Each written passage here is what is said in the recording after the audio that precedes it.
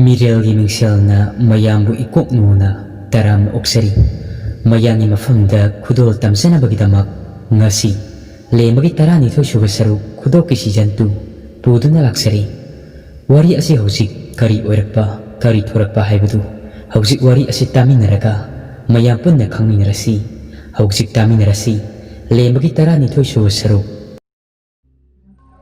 Samu sing adu akanba khonjel amada khongduna chenchilakpa aduda Lembadi torch adu kaptuna makhadi yengtharai mahaksu uri samu kaya aduna selakliba adu samu kaya adugi matungda kaijau ani khaksu tanarai Lembadi ingang akna maya adukani yengi mata masida mahakna tongliba u ado kanna hairai Lembasu khanghaudi khutpai setna paihogdabana uthak adudagi tarai aduga samu amagi mananganda pop launa tai samu sing adusu lepa leitana kanna seli Lembasu mahakna tarakliba samu adugi manam aduda kanna paiduna yali asumna samu sing ado selakpana ching adugi naksep oirap leiriba lambi aduda selakli kaijau ani adusu hojikte leihori kaina tanarakraba aduda samu sing ado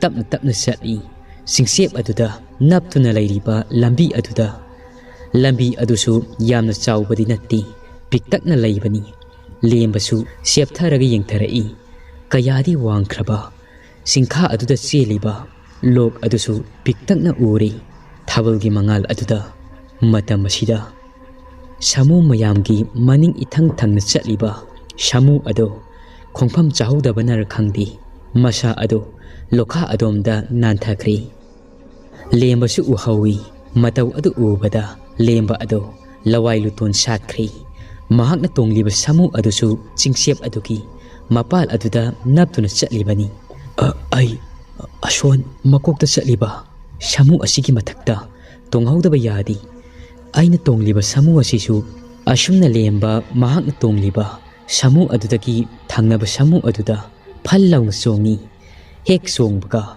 khongpham chahogdabana samu adugi manatonga yathin anigagi karak aduda tashelli us akhreda maya yathin asinaga maron ama kayadi chaukraba kayadi kankraba naptuna kakhatlagi Lemba samu adugi manaton aduda naptuna kakhalai mamnaga mambani mayek sengna ubadi natti adubu thabalgi musiba mangal aduda uribani asumna kakhallaktuna thangnaba samu aduda amuk songkhri mathang songtuna makok wai aduda chatliba samu aduda hojikti tongkhri singsep adu khara lanthorakli ahing aduda nungsit kaya amasu sisilaklibani Lembadi masa ado ingmana niklabani ngasai mahakna ilamba phi athaba adusu uthak aduda adumak leihorabani samu mathak aduda tupak tasintuna leiri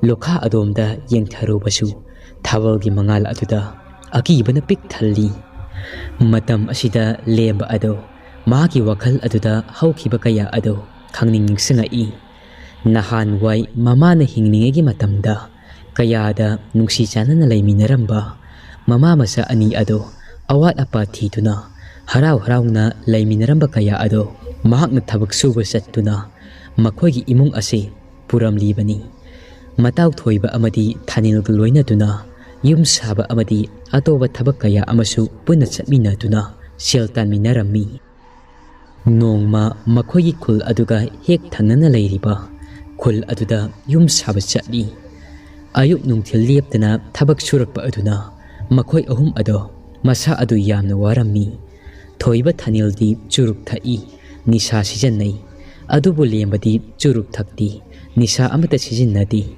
thabak wana surakpagi ngaiyak pothasi haithuna potharinge asida itaw thabak su yamna wari ngasidi ado ngaiyak potharinge asida beri masai amamdi thaksidana yauribro Thanilna amuk hairai hoine thaksini aikhoine hek thaknaba beri adubudi aingon yaukibani asi haithuna Thanil mahagi phurit khaw aduda humduna beri upu ado puthorai adubu maikheti yauramdri Thanilna hairei.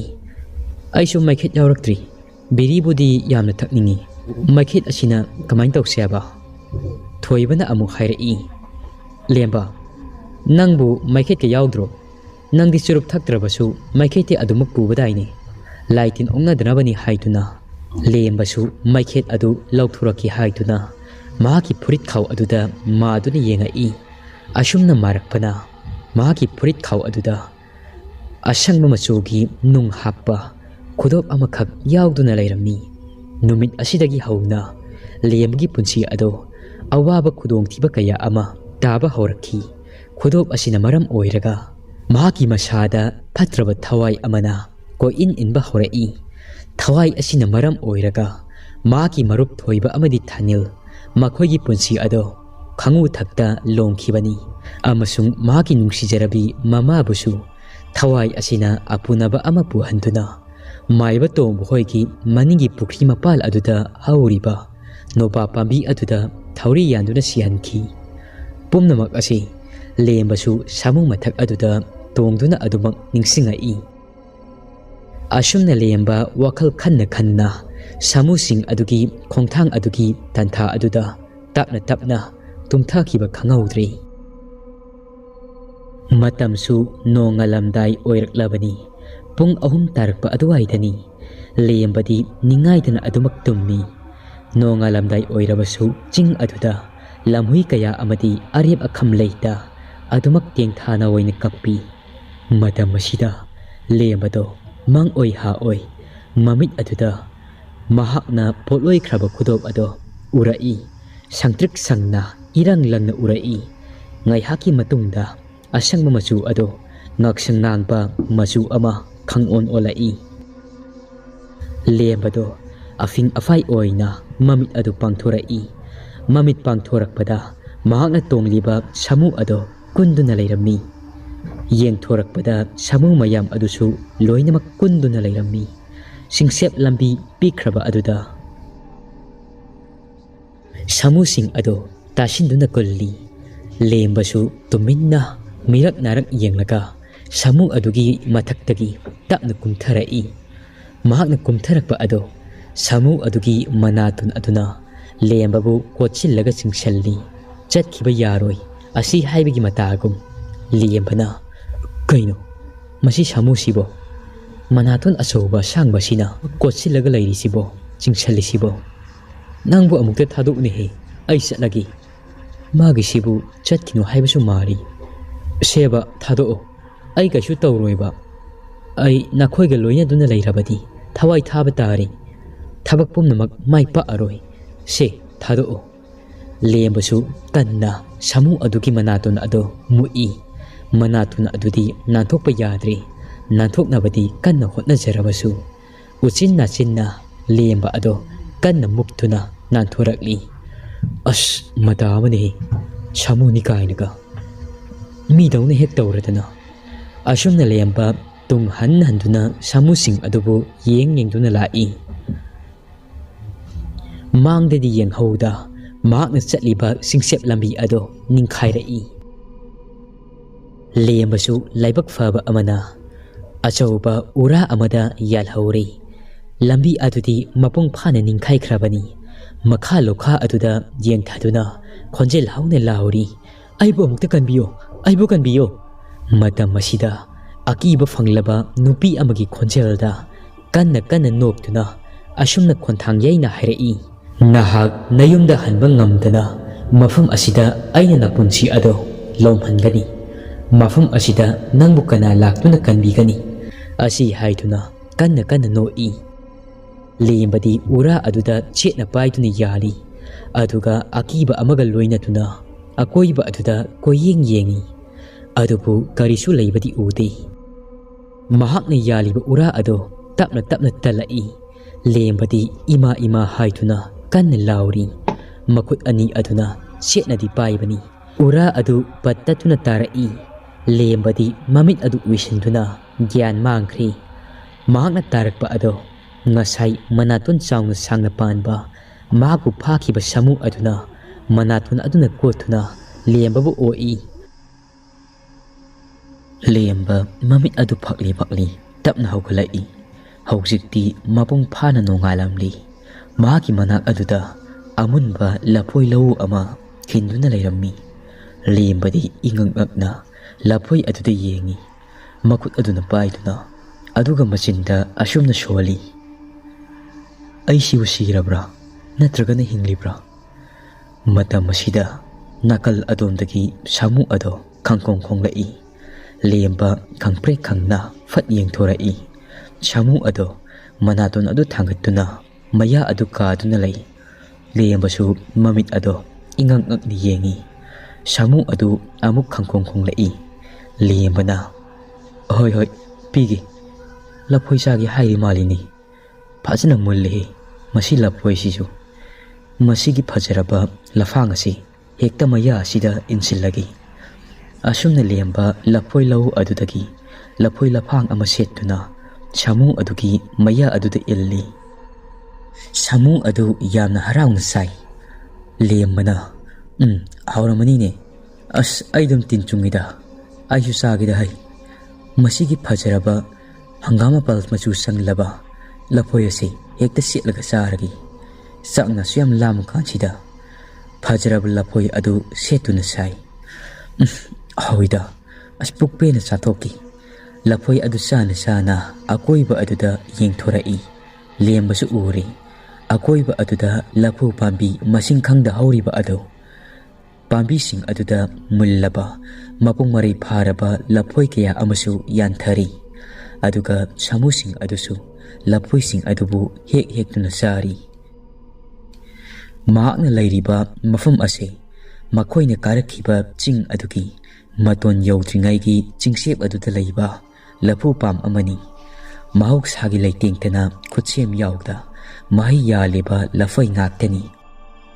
Mafam adudagi yengtharakpada singkhong umang layriba mafam aduda asuki matik phajana uri. Singkhong adudagi khara laptakna lok maril turel kayana tangjilin gumna mathek thekna seli. Lawuk lamhang kaya amasu uri. Ising tungba pukri pat kaya amasu piktak na mayek seng na uri. Lembadi phajaraba kaya adubu yengna lafoi adu phaniam di sakri. Asi oidi yaridana pukkasi pungpenik pelida arang khorang baga pungkok kokri phakhri dako masigi samu singasi kanagumbana haini lamda leiba samudi taibang mi uba yadi koitan tanai hai. Aduga mafam asida layba samusing asina kayada phakhraba. Makoina la amdrabadi ai ngarang sibu sirangbani. Sifam yamna laikhri yamna phakre taibang mi daibu makoina helida. Hayeng aini yumda hanba matamda samu khara loina kitari. Asi hek hairakpaga samu ado khangkhong khonglai. Lembusu khangna khangine he. Puniga haibu yabanati. Masigi samusi jat amani sauribra kaino taibang mirol khangbra khangdi. Samu aduna manatun aduna lemba aduda kotli aduga thangatkhri. Maki manangan aduda lembasu ipa pakhatna samu adugi mathak aduda tongduna lay. Samu ado tapna haugalai aduga haungna khongi. Magido satlasi haibagi matani. Samu atay adusu lapoising ado thattuna saduna matung ilai. Haujikti makoising ado singdol tamne karakli pareng sana. Lembasu makut aduna chetna paituna samu adudi yali. Numitna tarang thokli angamba ado samu sing adu tapna karai. Lembasu akoiba aduda koyeng yengi. Asumna koyeng yengtuna tongli matamasida khanghaudi makoini kariba adugi hek nakan kha oirapna ahu makhol ama tarai. Karigumba sagumba amana kanna khonglai. Lembasu khonglakliba adomda mamai adu onduni yengi. Chatlamba samusing ado chaplepi. Matamasida kha thangba utana kungna hauriba maikei adomdagi mayana singjang muk chawba makyat iraw lawba mamai adusu isang sangba makhong achauba anikhak pali. Sajau ama makoina layriba adomda tamna chensilai. Samusing ado kai duna senai. Lembadi samu mathak aduda chena paiduna tanarakliba sa aduda tunghan yengi. Ngaihakti makhoi mayam ado lapu horiba sing adubu naiduna magi thokpa chenakhri. Lembana tongliba samu asisu yamna singba samu amani. Taiyongmi amagumna kha pangna khara sangna selaklaga laitong amagi marumda lumduna lay. Makhoina layriba adugi hek nakanda masida samu khara amasu lumduna lay. Makhoibu tanarakliba sa asi yamna sawi. Samu sing asidagi khara hena sawi. Selaklamba sa ado makhoina lumliba laitong adugi marum aduwaida chap lepkhri. Manaton adu thangatuna manam susut nammi. Asumna layringaida nakal amadagi khara piktak tawba samu macha ama manaton ado thangkalai. Manaton thangkalakpa adu uraduna sa ado mafam adu tamna chensilai. Aduga lumduna layriba samu adugi manaton aduda siklaga hai. Samu macha ado saina aduna kanna khongi. Samu adugi mama aduna mapi oro tana macha adubu yengtuna kapchari. Lembasu matau adu yengba ngamlaktri. Mahakna tongliba samu achauba adusu sa adugi manakta changduna manaton aduna tawganu haibagi matagum khami. Lembasu samu mathak aduda tongduna layribani. Sa adudi adumak samu macha adu siktuna hairi. Lembasu yengba ngamlaktraduna makhwangni yepliba thangsang adu sattuna makutna setna pairi. Aduga machinda asumna soli. Kayada minungsi khangkidraba nang phai aina pairiba thangsang asina nakuk lawai ado yantharaga hatlagi. Ai mahaki lawai mapa si tamnaba changsilagi. Asumna lemba thangsang adu wangna thangkatuna sa adugi lawai luton ado mapa tamna changsinkhri. Mahakna pairiba thangsang aduna sa adugi makuk lawai aduda jak launu yantharai. Lembasu laimai aduda haithakri. Sa aduna bayana siktuna hairamba samu macha adusu laimai da thadarai. Sa adu laimai thakta turai. Sa adu siri. Samu macha adu mangaksa mapa ado yakhun chawna taduna lay. Khudak aduda sikhri. Asiba haksang adu yengtuna mama aduna kanna khongi kapi. Lembasu thawai nungaiti. Asiba haksang aduda yengjatuna lay. Hausikti samu sing ado pareng sana chingdol aduda karakli. Singdol adudagi wangre tariba mafam adu ure. Mafam adudi patni. Pat adugi masida tharo thambal kaya amasu pugaina sali. Aduga masu makal suna isingda hauba hailay kaya amasu piktan hauri. Lai ising aduna tarang laybak adu uri. Ngaihakti samusing aduga lembagado singdol aduda leptuna mamit adu kuptaba makai makha aduda yengthaduna lay. Pat adugi wangmada maruna ikokpa chingjaw amakhaksu khinduna layri. Lembadi mafam adugi phajaba pumba aduda mitfam hongdi yengi. Maiba tomana hayakhiba matik layraba lairen adudi mafam aduda layba udi. Phajraba mafam asigi marumda layrib pumba adudi samusing adudi mayek singna khanglibani. Lembana mafam asida chatkigani haibasu makhoina khangni. Lembadi masi lengda lay. Matam masida samu amana aho makhol amada khangkhong khonglai. Lembasu masa adu ikhangna aigi nungsiraba samu khongloisa taibang miyoiba aina mafam asida lakpadi phatraba thawai mirel amabu temsingna tuna lakhibani. Mangda uriba pat amadi chingjaw asi landuna ikhing turen pamna chachagadabani. Nakhoina mateng pangbibagi aina mafam ase yauba ngamjabani. Hausikti mangda uriba pat ase pangkhragi. Nakhoina aibu lamjing biramu. Samu mayam ado amatta oina kanna khongi. Hausikti lembasu samu adugi mathak aduda tongduna ching adugi chingkha tamna angamba aduda kumtharakli.